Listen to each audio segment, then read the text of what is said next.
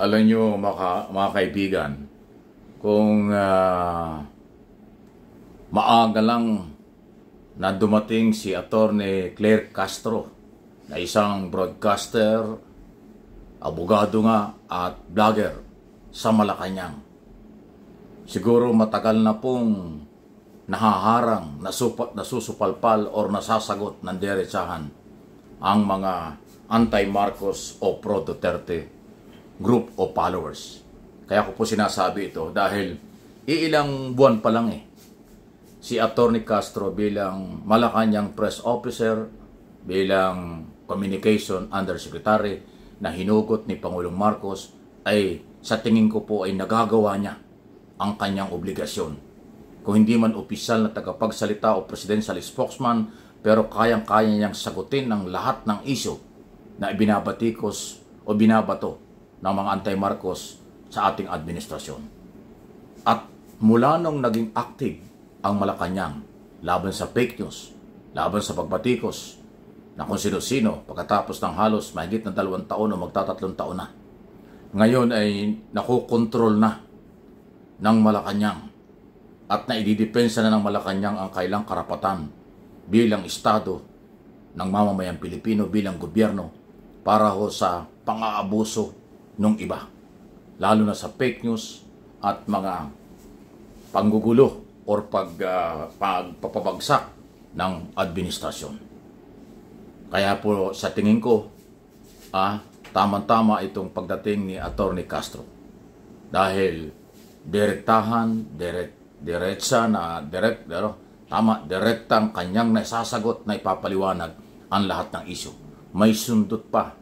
Minsan may batikos pa, binabalikan pa niya ang mga nag-aakusa.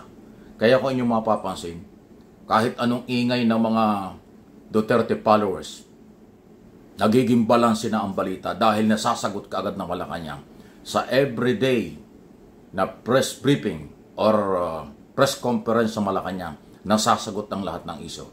At yung very active pa sa mga interview sa media, sa radyo, telebisyon, ang Malacanang, nasasagot na ho, nababalansin na. Napakaganda nung ginawa ni Pangulong Marcos dahil sa pagkakalagay kay Di Castro. At swerte rin dahil ang nailagay, isang babae, broadcaster, vlogger, abogada, at may tapang talinong sumagot sa lahat ng isyu. Hindi niya iniisip na kung ano man ang personal na babalik sa kanya. Kasi host, kung di ako nagkakamali, hindi po kasi politiko, yun po yung maganda dyan Hindi ko man kilala ng personal si Castro, pero alam ko hindi naman siya politiko. Kaya yung kanyang sinasabi, bilang isang mamamahayag at nagsasalita sa Malacanang, at abogado, alam niya kung paano sagutin ang lahat ng issue. Hindi lang yung paghahayag kung ano po ang nagagawa at ginagawa ng administrasyon sa mga development, project, ekonomiya, seguridad, food security at iba pa. Kung hindi yung mga isyong masyadong pampolitikang galaw ng mga anti-Marcos. Lalo na sa panahong ito, nang mahuli si Duterte at na ipakulong sa ICC, maraming maiingay na bumabatikos, politiko rin at mga members nila at followers, pero ng anti-Marcos, pero nasasagot. Paano na lang kaya kung hindi na ilagay si Castro dyan? Di lalo siguro binugbog ng binugbog araw-araw ng mga pro-Duterte ang Pangulong Marcos. Ngayon ayaw pa nilang tumigil kahit na meron ng kumukontra sa kanila at sinasagot na sila. Kaya Jose Castro, hindi man kita kilala ng personal pero na-interview na kita ilang beses, hindi ba? Salamat sa ginagawa mo. Malaking tulong ka para sa lahat ng Pilipino. Lalo na sa mga Marcos supporters, Marcos loyalists, silent majority ng mga Pilipino. At ako nakakakuha din ng feedback mula po sa business community. Nagugustuhan din ng business community, foreign and local business group, itong pagkakatalaga sa iyo dahil nasasagot mo ang maraming issue.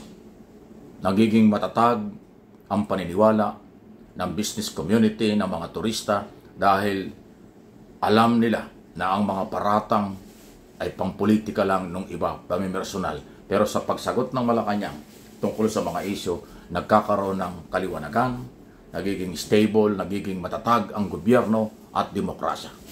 So isa pong malaking accomplishment ito ni Pangulong Marcos dahil ginawa na niya. Umaga sa napuno na ang salo. Naglagay na siya ng taong makapagtatanggol at maipaglalaban ang Estado at ang kanyang pangalan, ang kanyang pamilya sa mga grupong patuloy ang paninira. Ayan po yung aking observation at analysis sa isyong ito. Kaya dapat lang ay ipagpatuloy. Kayo mismo mga nanonood, nakikinig, hindi lang po dito sa aking mga channel, Mike Abby Opinion at MA Pinoy TV, at sa iba pang mga social media platform at sa traditional na media. Di ba?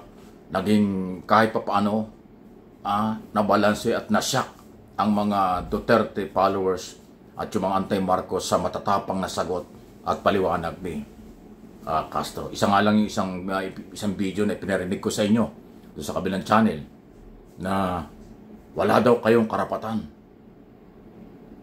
sa sinasabi niyo at gusto niyo kay Pangulong Marcos. Di ba? Yung ganong katindi ang pagdidiin niya. Wala kayong karapatang utusan ang Pangulo, wala kayong karapatang diktahan ang Pangulo kung anong kanyang gagawin. Yan ang kanya sinasabi. Especially dun sa drug test na pinag-uusapan. Ibang klase. Diba? Ang galing ng mga sagot at paliwanag, pabor na pabor sa mamamayang Pilipino na, alam nyo mga kaibigan, maraming Marcos loyalists, Marcos supporters ang matagal na naghihintay ng sasagot, na magdidepensa, na magtatanggol kay Pangulong Marcos kasi alam nilang mabait ang pamilyang Marcos. Mabait si Pangulong Bongbong Marcos. Hindi siya pumapatol sa kung ano-ano mga below-the-belt na banat sa kanya. Gumawa at kumuha siya ng taong magtatanggol sa kanya sa katauhan niya ni Joseph Attorney Claire Castro. Kaya ayan na. Tandaan niyo sinasabi ko. Titindi pa itong mga sagutang ito. Paninindigan ng Malacanang at paninindigan ni Castro ang kanyang mga sinasabi. At lahat ng mga babatikos pa kung meron man, haharapin kayo niyan. Hindi lang ngayong mag-i-eleksyon, kung hindi after election, lahat na. Kasi nakita nila naging positibo ang laban sa fake news. Naging positibo ang pagsagot sa sobrang panlalait, kawalan ng respeto sa ating Pangulo at sa ating gobyerno ng mga ayaw tanggapin ang pagiging Pangulo ni Pangulong Marcos. Ayun ang aking nakikita dyan. Kaya ako naman at ang ating channel, ito pong Mike Abby Opinions at MA Pinoy TV, ay magpapatuloy tayo, voluntary, na tutulong sa administrasyon ni Pangulong Marcos at sa ating administrasyon. Kasi lagi kong sinasabi at ulitin ko ulit, ang gobyerno ay mamamayang Pilipino na pinangangasiwaan lang pansamantala ng mga elected official ng ating bansa, mula sa Pangulo hanggang sa pinakamababang level ng pamahalaan. Yun po yun. Kaya tayo yun. Voluntary tayo. Walang pwedeng makialam. Wala rin pwedeng mag-utos sa akin. Wala rin pwedeng magbawal na kahit sino doon sa aking ginagawa. Kasi ito'y aking obligasyon at paninindigan bilang tao, bilang Pilipino. Please like and share ng ating mga video at pinag-uusapan dito.